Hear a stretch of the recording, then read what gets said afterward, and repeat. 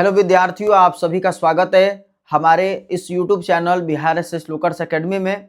तो आज की इस वीडियो में मैं आप लोगों को बताने वाला हूं मनोविज्ञान के इम्पोर्टेंट टॉपिक के बारे में जो आपके एग्जाम के लिए बहुत ही महत्वपूर्ण साबित होंगे, क्योंकि आप लोग का एग्जाम 10 फरवरी को होगा और 10 फरवरी को एग्जाम होगा। तो आप लोगों में से बहुत सारे ऐसे विद्यार्थी हैं जिनका तैयारी अच्छे से नहीं हो पाया है, चाहे वो सब्जेक्टिव का हो या फिर ऑब्जेक्टिव का हो। ऑब्जेक्टिव तो मान लीजिए आप लोग कर लीजिएगा, लेकिन सब्जेक्टिव में आप लोग को दिक्कत होगा, आप लोग को समझ में नहीं आता है कि कहां से क्वेश्चन पूछेगा, किस टॉपिक से क्वेश्चन पूछेगा।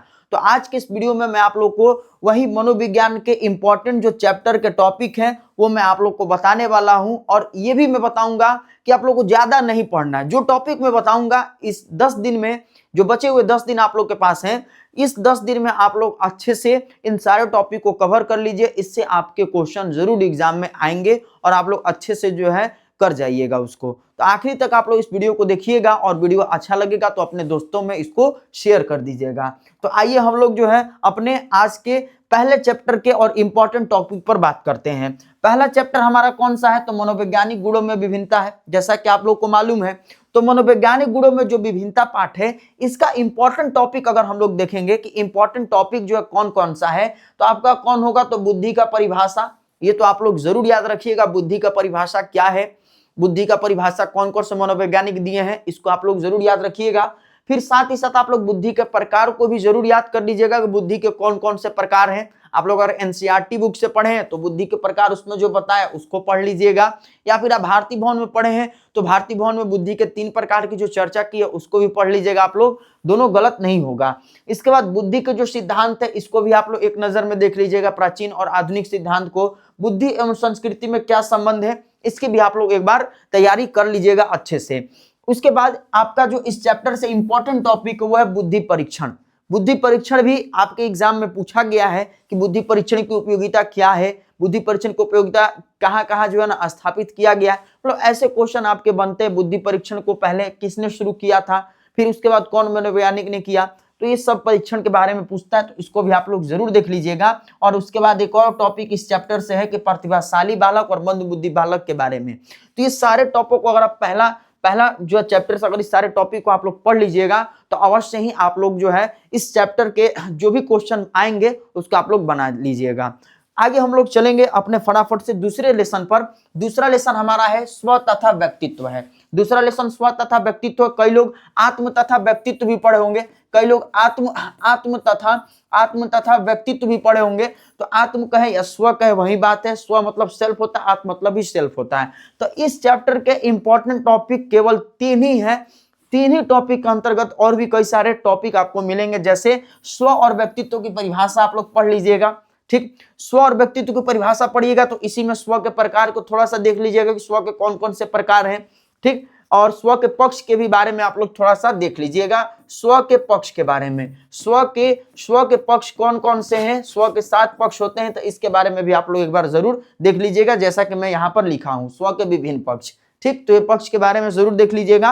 और व्यक्तित्व अध्ययन के उपागम यानी सिद्धांत के बारे में, यानी जो व्यक्तित्व के सिद्धांत है, व्यक्तित्व सिद्धांत कई सारे दिए गए हैं, जैसे प्रकारवादी सिद्धांत हो गया, सिलगुल सिद्धांत हो गया, उसके बाद मनोगत्यात्मक सिद्धांत हो गया। तो कई सारे सिद्धांत है इस चैप्टर में, तो उसको भी आप लोग जरूर देख लीजिएगा। आगे हम लोग जब बात करेंगे तो अगला आपका तीसरा लेसन होता है। तीसरा लेसन जीवन की चुनौतियों का सामना है। तो इसमें कौन कौन से टॉपिक को आपको देखना है? तो समायोजन की परिभाषा, समायोजन के क्षेत्र और प्रतिबल का अर्थ और स्वरूप के बारे में आप लोग जरूर पढ़ के जाइएगा।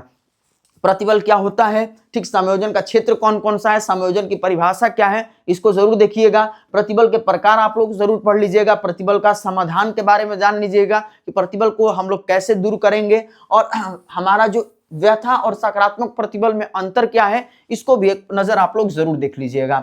इसके बाद आपका प्रतिबल और स्वास्थ्य का संबंध, ये आपके तीसरे लेसन से क्वेश्चन थे, इसको आप लोग जरूर देख लीजिएगा।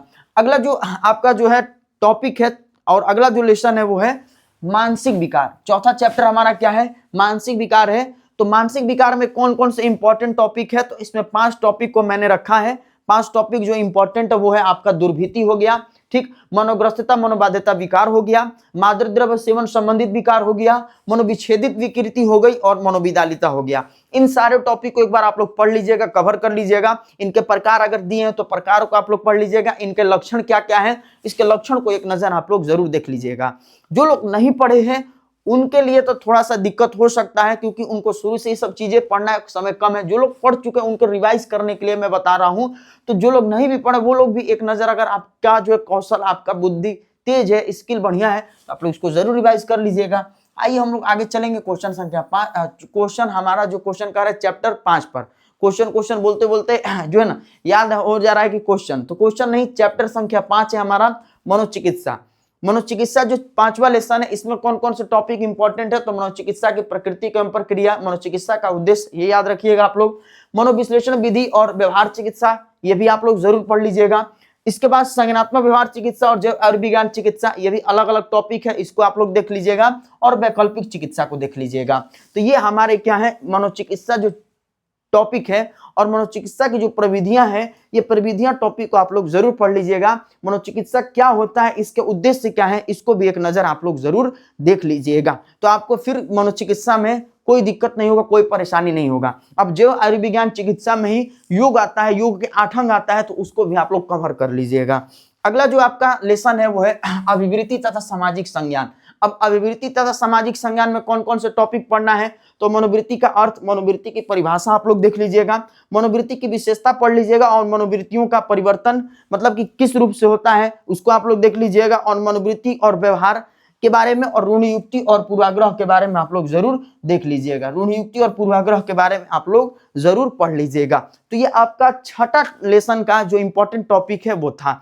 इसके बाद हम लोग 7वां लेसन के टॉपिक पर आते हैं। तो 7वां लेसन थोड़ा सा, इसमें ज्यादा टॉपिक मिलेंगे आपको, तो दिक्कत नहीं करना है आप लोग। इसमें जो है ना 1-2 दिन एक्स्ट्रा, 2 दिन आप लोग मान के चलिए, इसमें आप लोग 2 दिन दे दीजिएगा। हर चैप्टर पे आप 1 दिन दीजिएगा, 1 दिन में 1 चैप्टर खत्म करना है। लेकिन समूह सामाजिक प्रभाव तथा समूह प्रकरण, इसका टॉपिक थोड़ा सा ज्यादा है, तो इसमें आप जो है थोड़ा ज्यादा समय दीजिएगा, 2 दिन में इसको कवर करने का कोशिश कीजिएगा, कवर कीजिएगा इसको। उसके साथ साथ आप क्या कीजिएगा, इसके पीवाईक्यू क्वेश्चन को प्लस में इसको लगाइएगा। इसके जो सब्जेक्टिव क्वेश्चन है उसको एक बार उसी दिन रिवाइज कर लीजिएगा।